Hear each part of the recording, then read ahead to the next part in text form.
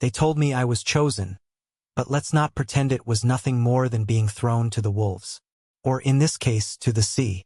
When your town decides you're the offering to an ancient god, there's no polite way to phrase it.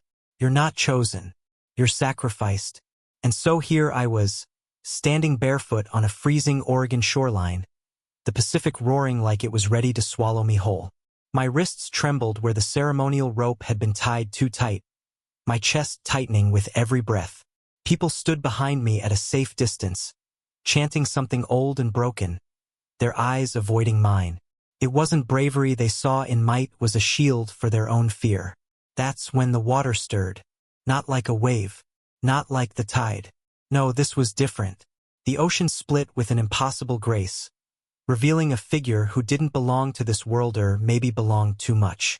He rose from the water with hair the color of silver moonlight, his eyes impossibly blue, burning brighter than any storm. His skin glowed faintly, slick with seawater, his presence commanding and yet strangely fragile. He looked no older than 25, but he carried the weight of centuries in his stare.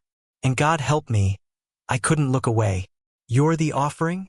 His voice was calm, almost curious, but beneath it was something sharp, dangerous.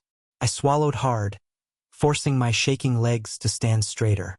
Apparently, something flickered across his face, amusement, maybe even pity.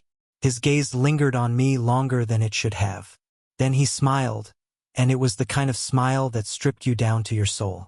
The villagers behind me gasped, whispering prayers. They thought this was the end. Maybe it should have been. But instead of tearing me apart, the man stepped closer, his wet hand reaching out. I am Kalen, he said softly. And you are not what they think you are. I should have run. I should have screamed. Instead, when his fingers brushed mine, something ignited deep inside me, like fire under frozen skin. My body arched slightly from the force of it, my heart hammering so loud I thought it might burst.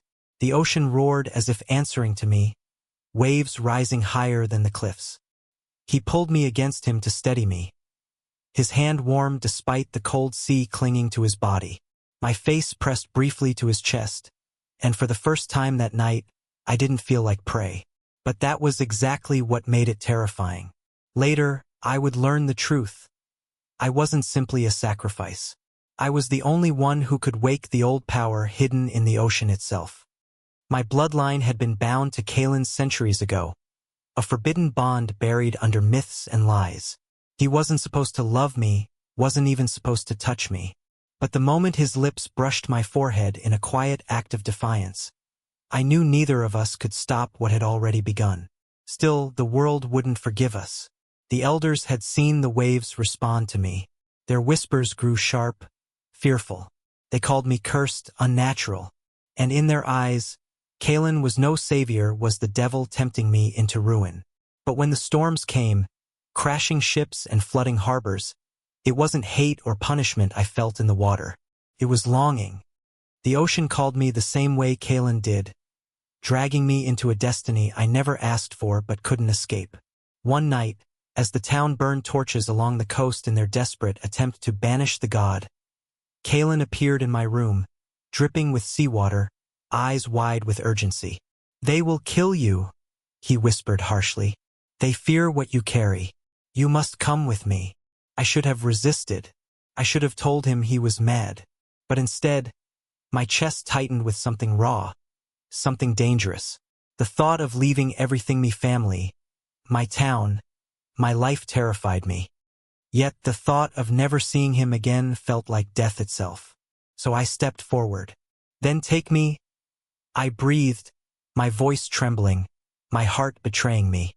And when his arms wrapped around me, pulling me into the salt-heavy air of the night, I knew I had crossed a line I could never return from. The storm reached its peak the night everything finally shattered. Waves slammed against the cliffs like furious fists, winds ripping trees from their roots, the sky burning with lightning. The town gathered again, not with prayers this time but with weapons. They believed I had brought this curse upon them, that my presence with Kalen was the reason the ocean had turned against them. They dragged me to the shoreline, their fear sharper than any blade. My own mother couldn't meet my eyes. My father stood at the edge of the crowd, his face carved in stone. They wanted to give me back, to return the offering they claimed had been tainted. But Kalen was already there. He rose from the water like a force of nature itself, his hair whipping in the wind, his eyes blazing with defiance. He didn't look like a god then. He looked like a man ready to burn the world to protect me. "Touch him, and you will know the wrath of the sea," he thundered, his voice echoing across the waves. The villagers recoiled, but desperation made them bold. One man hurled a spear. It never reached me. The air trembled, and suddenly I felt something snap inside my chest. The ocean surged, responding not to Kalen, but to me. Waves rose high enough to swallow the village whole, and for one terrifying heartbeat, I realized I could destroy them all with a single thought. Kalen caught my wrist, grounding me. His touch steadied the chaos burning through me. His eyes softened, and his voice broke the storm. "Don't," he whispered. "You're not their monster. You're mine." The words undid me. The fury drained, leaving only the ache of love and fear. I collapsed against him, and for the first time I understood. This power wasn't a curse. It was a bond. My blood had always belonged to the ocean, but my heart belonged to him. The villagers scattered, retreating in terror as the sea calmed around us. They didn't see lovers, they saw destruction. But it didn't matter anymore. Kalen pressed his forehead to mine, both of us trembling. "They will never accept us," he said, his voice low and broken. "If you stay, they will keep trying to take you from me, from yourself." "And if I go with you?" I asked, though I already knew the answer.